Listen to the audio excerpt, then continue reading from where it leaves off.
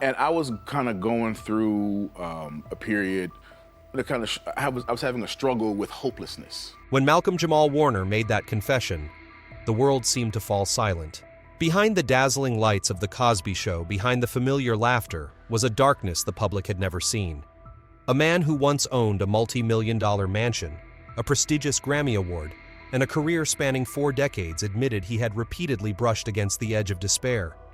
So what lay behind the smile of the once-beloved Theo Huxtable? Was it the story of a star who could never escape the shadow of a sitcom or a journey of rising above himself amid relentless pressure? The answer will surprise you. Hit subscribe to uncover the truth now. A childhood full of shadows. There is a little-known truth to become Theo Huxtable, the boy who made millions of American viewers laugh each night on The Cosby Show. Malcolm-Jamal Warner had to overcome a childhood full of shadows and deprivation. Looking at the image of the sophisticated man in a suit on the red carpet, or the magnificent mansion in Hollywood Hills he would later own, few would believe it all started in a cramped apartment in Jersey City, where Malcolm was born on August 18, 1970. At that time, Jersey City was far from the glamorous center of New Jersey. It was an industrial gray place with dusty streets where working-class black families had to struggle to survive. Amid that landscape, little Malcolm's eyes carried an unusual light, a sense of curiosity, a longing to go beyond familiar boundaries. His parents divorced when he was still young, and the burden of the family fell entirely on his mother, Pamela Warner. She was not only his emotional anchor, but would later become the most important manager and mentor of his career. Pamela didn't have much money, but she had an unshakable belief that her son was destined for something different. On long nights in Jersey City, when the entire neighborhood was silent, she would often tell Malcolm, "You can go farther than anyone in this city. Don't let your circumstances define who you are." It was from those words that a quiet fire of perseverance began to burn inside him. Malcolm's childhood was not carefree. He had to face early on the scarcity of opportunities for black children in the American entertainment industry at the time. In the 1970s, 1980s, Hollywood had virtually no space for faces like his young black and from a single-parent family. But Pamela Warner saw her son's performing talent from a young age. She enrolled him in his first acting classes in Los Angeles when he was just 9 years old. After every rejection from countless auditions, Malcolm wanted to give up, but his mother patiently encouraged him. "It's okay, son. One day your role will come, and it will be the role that changes everything." In those early years, Malcolm truly had to learn patience. Casting directors often shook their heads, seeking a more safe image, but the skinny little boy never gave up. Having his mother personally take him to every acting class helped him stay mentally strong. It was a difficult period, but also when his resilience was forged. The way he memorized lines, persistently corrected each gesture and expression, all reflected a rare determination in a child just entering his teens. The name Malcolm-Jamal itself holds a story. Malcolm was chosen in honor of civil rights activist Malcolm X, while Jamal was later added by him as a tribute to jazz pianist Ahmad Jamal. A name like a prophecy, both rebellious and artistic. This shows that from the start, the boy carried within him a combination of a desire for change and a love for beauty. Malcolm wasn't just a boy who studied his lines diligently. He also showed an early love for music. He practiced bass guitar from a young age, obsessed with jazz and funk sounds his mother played in their small home to lift their spirits. Music and acting went hand in hand, becoming the twin pillars that nurtured his soul. While peers were busy playing basketball or running the streets, Malcolm was focused on rehearsing and playing music, sometimes teased for it. But that very choice led him down a different path. Malcolm's childhood was also marked by the experiences of a black child in an industrial city facing prejudice, disparaging looks, and being underestimated in school. But instead of breaking, he learned to perform even in real life, smiling, hiding the pain, and turning it all into energy on stage. From his mother he learned, "The world out there can be cold, but you have to build your own fire." In the early 1980s, at just 13 or 14 years old, Malcolm began landing small roles on television shows. Even though they were brief appearances, every moment on screen filled him with confidence. For Pamela, each step forward was proof that their perseverance was not in vain. She often worked like an accidental manager, tracking audition schedules, preparing outfits, contacting acting schools. While many other child actors sought professional management companies, Malcolm had only one but powerful support system: his mother. Those early years were a long struggle against adversity. No money, no connections, only belief. But it was exactly that hardship that made all the difference. It taught Malcolm how to get back up after failure, how to face rejection, and most importantly, how to appreciate every small opportunity. Without that harsh childhood, Malcolm might never have had the strength to become Theo Huxtable, the character who would catapult his name to global fame in 1984. Looking back on that time, many of his later colleagues often mention Malcolm's eyes that were both clear and resolute. They belonged to a child who had tasted bitterness early, yet still held on to hope. They were the eyes of a 9-year-old who cried after being cut from an audition, then wiped away his tears and returned to practice the next day. They were the eyes of a 14-year-old boy stepping onto the set of The Cosby Show, carrying with him all his mother's hopes and a dream of breaking beyond Jersey City. The journey from Theo Huxtable to a multi-talented Hollywood icon. When Malcolm-Jamal Warner stepped onto the set of The Cosby Show in 1984, he was only 14 years old. He wasn't a randomly chosen kid, but the result of hundreds of tense auditions. And then the moment he was cast as Theo Huxtable, the only son of Cliff and Claire Huxtable, his life as a boy from Jersey City took a completely different turn. Within just one season, the name Malcolm-Jamal Warner became a sensation, and Theo Huxtable became a familiar teenage friend to millions of American households. The Cosby Show wasn't just a sitcom, it was a cultural phenomenon.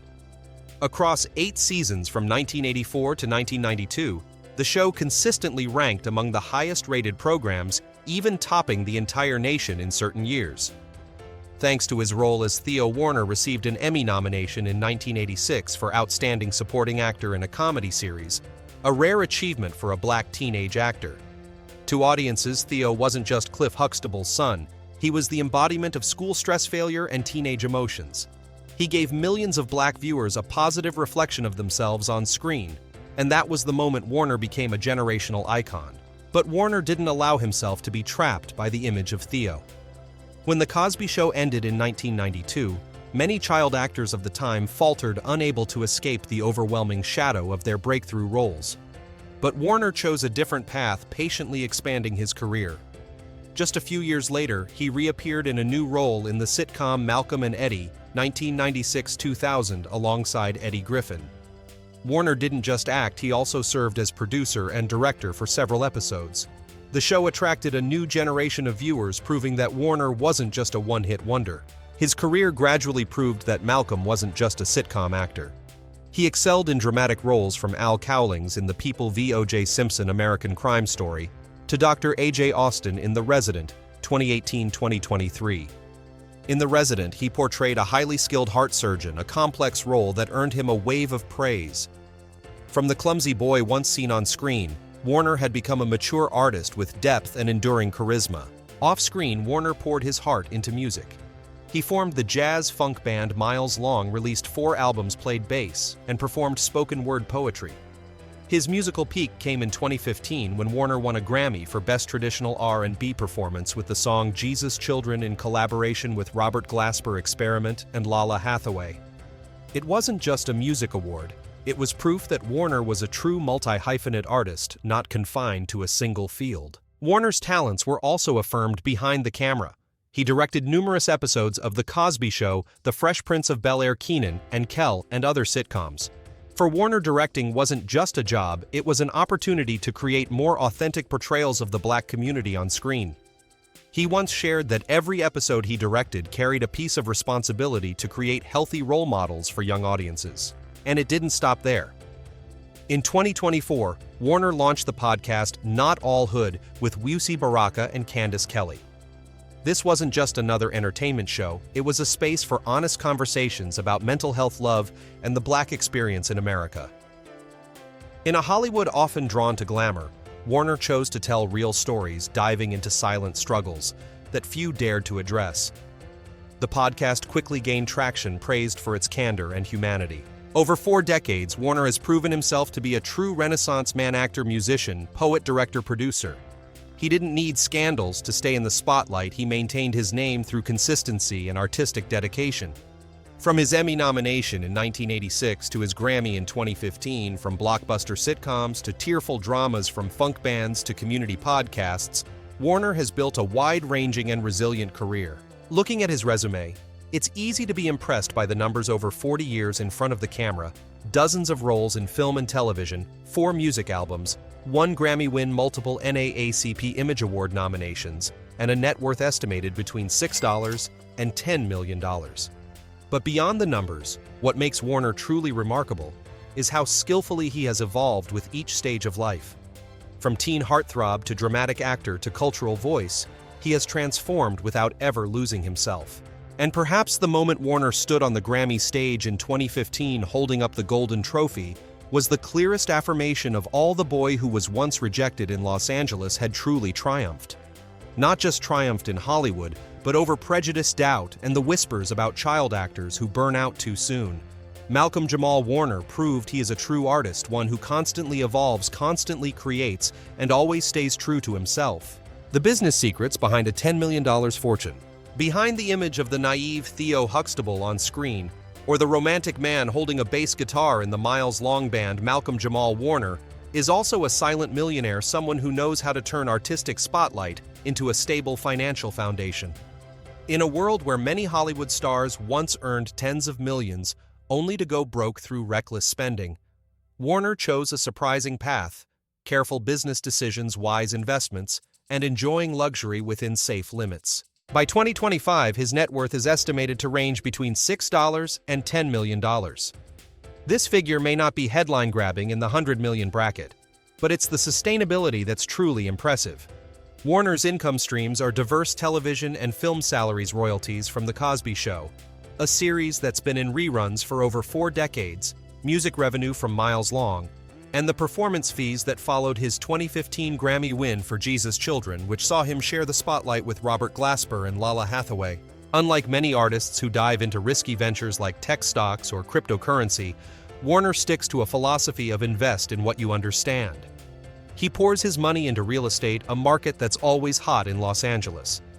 From a $6 million mansion in Hollywood Hills, a $4.8 million home in Studio City, to a $3.5 million villa in Encino, Warner doesn't just buy to live, he sees these properties as treasure vaults preserving long-term value. With California's surging real estate market, his property portfolio alone offers enough assurance for his family's future. In addition, Warner is known for his luxury car collection valued at over $1.2 million. A Rolls-Royce Dawn for red carpet events, a Ferrari 488 GTB Spyder for the thrill of speed, and a Range Rover Savato biography for daily fatherly duties. Each vehicle is not only a passion, but also a badge of honor, allowing him to present himself to the public with the composure of a seasoned Hollywood star. What sets Warner apart isn't how wealthy he is, but how he manages that wealth. In interviews, he once said, "I don't want my daughter growing up reading stories about her father going bankrupt. I want her to see me as a man who lived responsibly." And indeed, in a Hollywood where many of his peers, from former NBA stars to fellow actors, have gone bankrupt, Warner stands as a model of how to turn talent into a comfortable life without falling off track. To Malcolm-Jamal Warner, the $10 million isn't merely a number on a financial report. It's a testament to a philosophy to make art that nourishes the soul while remaining clear-eyed enough to turn the spotlight into steady income. That's why when people mention him, they don't just recall an actor or a musician, but also the image of an artist-entrepreneur, a man who lives richly without flaunting it. Million-dollar mansions and Malcolm-Jamal Warner's refined lifestyle. If the $10 million net worth is proof of Malcolm-Jamal Warner's business savvy, then his real estate portfolio is where he sketches his portrait as a refined man, an artist who knows how to enjoy luxury while valuing privacy. The homes he's owned are not merely assets, but spaces that reflect his soul, places where he finds balance between Hollywood's noise and the quiet moments shared with family. The crown jewel of Warner's properties is undoubtedly the Hollywood Hills mansion, valued at around $6 million. Hollywood Hills has long been a sacred ground for artists, where homes aren't just multi-million-dollar estates, but status symbols. Warner's mansion sits high on a hillside, offering a sweeping view of the glittering lights of Los Angeles. Inside, the open layout features a lofty living room, floor-to-ceiling windows that let in natural light, and a sleek modern kitchen with granite countertops and walnut cabinetry, where Warner often cooks simple meals for his family. The standout feature a long infinity pool facing the city, a scene that captivates anyone who steps foot in the home. This house is not just a place to live, but a testament to how far a boy from a cramped apartment in Jersey City has come. Not far from Hollywood Hills, Warner also owns a $4.8 million home in Studio City. If Hollywood Hills represents sophistication, then Studio City reflects his family man side. The home is designed in a modern minimalist style with clean lines, neutral tones, and an open layout seamlessly connecting the living room, kitchen, and garden. The emerald rectangular pool and spacious outdoor BBQ area make it ideal for hosting friends, colleagues, and small family gatherings. Studio City is a quiet haven for many artists, and Warner chose it as a way to maintain just the right distance from the chaos of central Hollywood. Additionally, Warner owns the Encino Cozy Retreat, valued at around $3.5 million. This home isn't as flashy as the Hollywood Hills mansion, nor as contemporary as Studio City, but it offers warmth and intimacy. Encino is known for its tree-lined streets, safe neighborhoods, and relaxed atmosphere.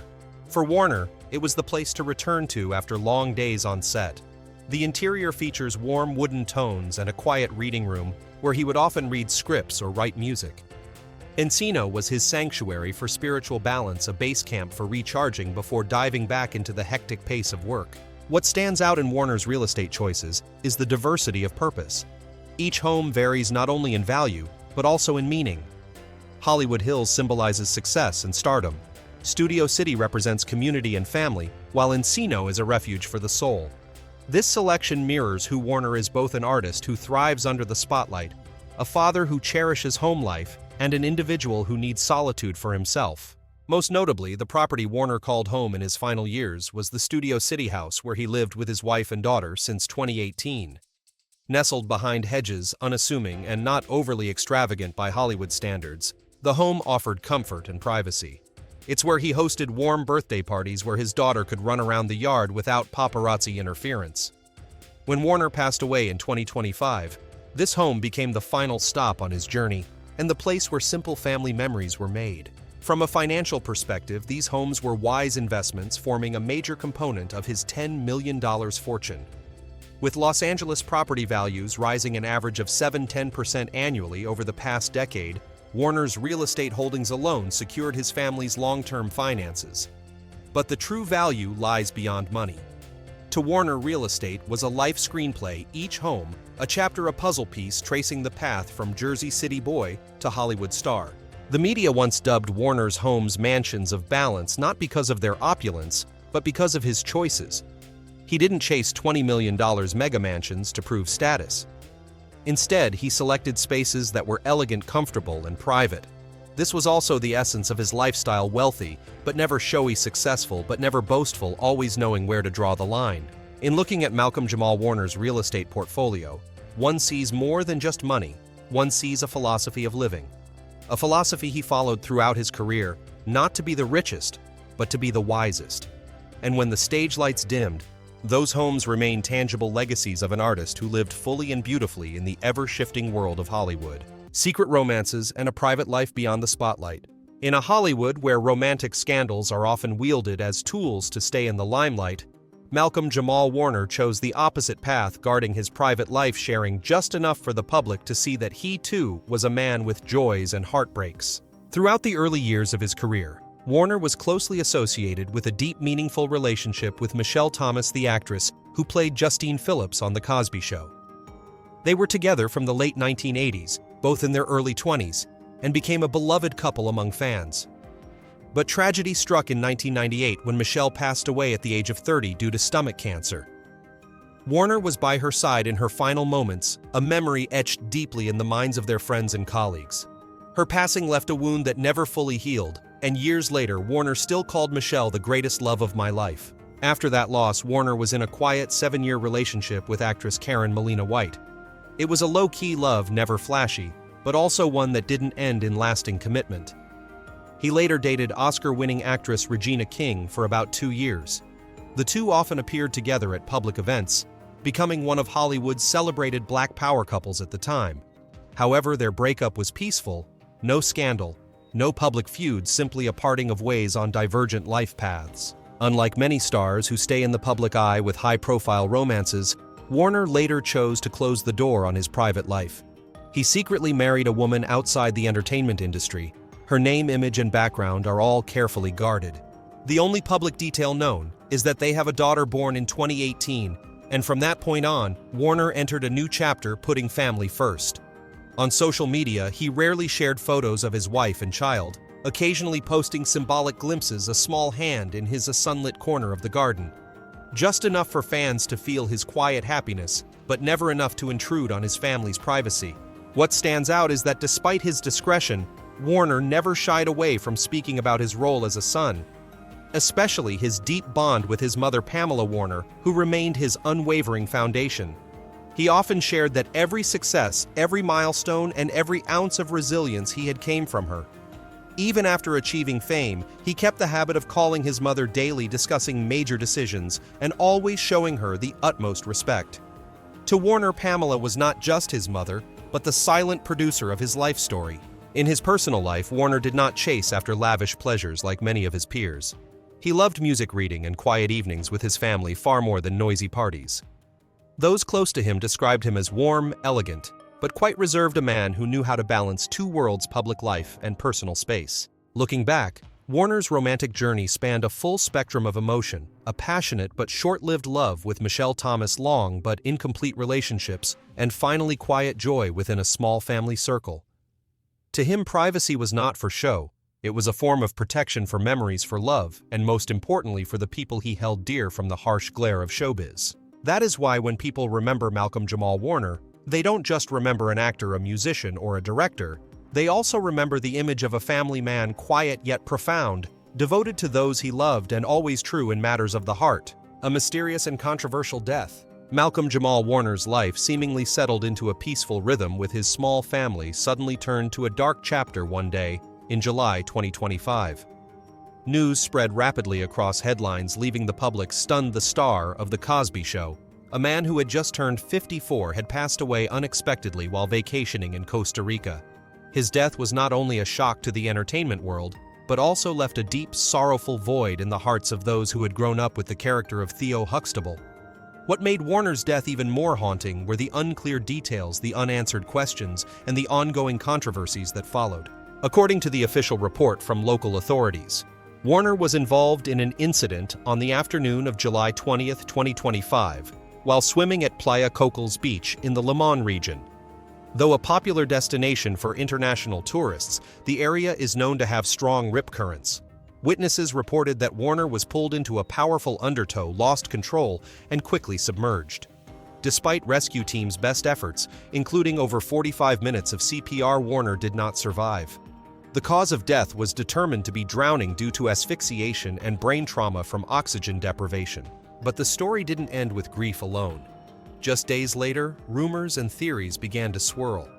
Some tabloids suggested Warner may have been suffering from a long-term undisclosed illness, possibly explaining his apparent health decline in recent months. Other sources questioned the beach's safety protocols. Why weren't there adequate warnings for tourists, especially since Playa Cocos had a history of similar accidents? The more questions arose, the more mysterious his death seemed. Some even speculated that Warner had shown signs of emotional exhaustion. His 2024 podcast, Not All Hood, often tackled mental health issues and the pressures faced by Black Americans. Certain excerpts where he spoke of fatigue and the feeling of carrying the weight of a whole community were resurfaced as possible indicators of a silent inner struggle. Though no evidence confirmed that his death was linked to depression or suicide, the speculation left a lingering unease. Warner's family, especially his wife, was thrust into a media storm amid their grief. In a brief statement, they affirmed that his death was simply a tragic accident and asked the public to respect their privacy. But the media was relentless. Sensational headlines spread beneath the rip current. The untold story of Malcolm-Jamal Warner's death. Cosby Show star. Gone accident or something more. Public discourse became entangled in unverified narratives, turning his death into an endless topic of debate. Meanwhile, Warner's colleagues and friends chose to remember him with respect. Many celebrities who had worked with him paid tribute on social media, calling him a kind big brother, a calm and compassionate artist. NBC aired reruns of The Cosby Show as a tribute, while fan communities across the U.S. organized outdoor screenings to honor his memory. The collective mourning revealed that Warner was more than just an actor. He was a cherished piece of childhood, a source of joy for millions of American families throughout the 1980s and 90s. Still, the echoes of controversy remained. A group of lawyers in Costa Rica called for a deeper investigation into Playa Cocal's safety standards, citing a lack of proper warnings and inadequate rescue resources. Others argued that Warner was simply the victim of a natural accident, and that speculating only deepened the family's pain. To date, no new conclusions have been announced, but the shroud of mystery surrounding his death continues to weigh heavily on many. Perhaps it is this very ambiguity that turned Warner's death into an open wound in the public's heart. He left at the peak of his career still acting, still making music, and only just beginning to fully embrace fatherhood with his young daughter. His passing didn't just take away an artist, but left behind unanswered silences, gaps that prompt reflection. Perhaps even the strongest icons can be brought down by life's most fragile moments. In the memories of fans, Warner will always be tied not only to the laughter of The Cosby Show, but also to a sudden, uncertain ending. It made his public image a paradox, a man of deep resilience in life, yet someone who departed under the shadow of vulnerability and unpredictability. And perhaps it is this very contrast that makes his story so haunting, leaving not just grief, but a lasting sense of unease. A multifaceted legacy, artistic and deeply human. The sudden passing of Malcolm-Jamal Warner marked the end of a 54-year journey, but it did nothing to erase the mark he left in the hearts of audiences. Rather than being remembered merely as a sitcom star of the past, Warner departed with a legacy that was multifaceted, artistic, human, and profoundly personal. When speaking of Warner, the first thing that comes to mind is undoubtedly the character of Theo Huxtable. Over 8 seasons of The Cosby Show, 1984, 1992, Theo became a childhood companion for millions of American viewers. More than just a clumsy teen who often argued with his parents, Theo was a symbol of growth and familial love. For Black audiences, the character meant even more. It was the first time they saw a well-educated, close-knit, and warm Black family portrayed authentically on television. It was a cultural milestone, one that reshaped perceptions of minority communities in popular media. But Warner didn't allow his career to be anchored solely to Theo. He continued to evolve, taking on diverse roles from serious dramas like The People v. O.J. Simpson and The Resident to the sitcom Malcolm and Eddie. When he wasn't in front of the camera, he explored directing and producing, creating episodes that helped shape the childhoods of a whole new generation through shows like The Fresh Prince of Bel-Air and Kenan and Kel. Warner's tireless reinvention became an essential part of his legacy. Music, too, formed an irreplaceable pillar of that legacy. Through his band, Miles Long Warner immersed himself in jazz and funk, blending instrumentation with spoken-word poetry. The moment in 2015 when he stood on the Grammy stage alongside Robert Glasper and Lala Hathaway, holding the Golden Trophy for Jesus Children, that was the moment he proved Warner was not just a sitcom actor, but a genuine artist, versatile, original, and without limits. Yet perhaps the most meaningful part of his legacy was how he chose to use his platform to spark important conversations. In 2024, he launched the podcast Not All Hood, discussing mental health, love, and the Black experience. In a society where such topics still carried stigma, Warner used his voice to encourage dialogue and healing. This portion of his legacy may not have come with awards or acclaim, but its impact was lasting proof that an artist can help shift public consciousness. Beyond art and activism, Warner also left behind the image of a devoted family man. Though he had experienced several public relationships, he ultimately chose peace and privacy with his wife and young daughter. In the few photos he shared, there were only simple moments, a small hand in his or a sun-drenched corner of their backyard. These quiet snapshots spoke louder than headlines. Warner valued love and connection more than fame or flash. Altogether, his legacy is not something easily summed up in a few lines. It lives in childhood memories of Theo Huxtable, in the resonant sound of Miles Long, in his integrity, when he refused stereotypical roles, and in the heartfelt conversations of his final podcast. Warner may have passed on, but what he left behind is not measured in awards or assets. It's found in the way he lived, resilient, gifted, and full of heart. And for that reason, no matter how much time passes, whenever The Cosby Show is re-aired, or one of his jazz tracks begins to play, audiences will remember Malcolm-Jamal Warner wasn't just a star, he was an artist who lived fully and left an indelible imprint on the hearts of many. Malcolm-Jamal Warner is gone, but his performances, his music, and the everyday stories of his life continue to live on. From a boy in Jersey City to a global star, from the laughter of The Cosby Show to the quiet reflections in his final podcast, his journey paints the portrait of a truly memorable artist, multi-talented, principled, and profoundly human. If you've ever laughed, been moved, or seen a part of yourself in his journey, leave your thoughts below and share this video. Don't forget to hit subscribe so you can continue discovering more behind-the-scenes stories with us. All data, analysis, and commentary in this video are presented based on information available at the time of production. The content is subject to change over time and should not be considered a definitive forecast. There is still so much more to explore: stories of resilience, legacy, and truth. Feel free to dive into some of our top recommended videos now appearing on your screen.